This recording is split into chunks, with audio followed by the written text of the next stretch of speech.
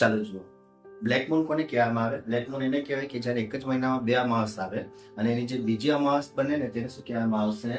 Black moon કહેવામાં આવે. અને આ બ્લેક મૂનની ઘટના નોર્મલી ક્યારે બને? 18 થી 19 મહિને બને. નોર્મલી 19 મહિના પછી બને. કારણ કે જે ચંદ્ર છે સૂર્યની પરિક્રમા કરે અને ચંદ્રને સૂર્યની પરિક્રમા કરતા કેટલો સમય લાગે? 29.5 દિવસ લાગે, બરાબર. અને એક તો ફેબ્રુઆરીમાં 28 દિવસ છે, જેના કારણે ગણતરી કરો તો બ્લેક મૂનની ઘટના ક્યારે બને? લગભગ 18 થી 19 મહિના પછી એ બનતી હોય છે, બરાબર. અને બીજી વસ્તુ યાદ રાખજો કે આ બ્લેક મૂન હોય, બ્લેક મૂન થાય ને ત્યારે સૌથી ચમકતો કોણ દેખાય? શુક્ર. બ્લેક મૂન, બરાબર. તો બ્લેક મૂન કોને કહેવામાં આવશે?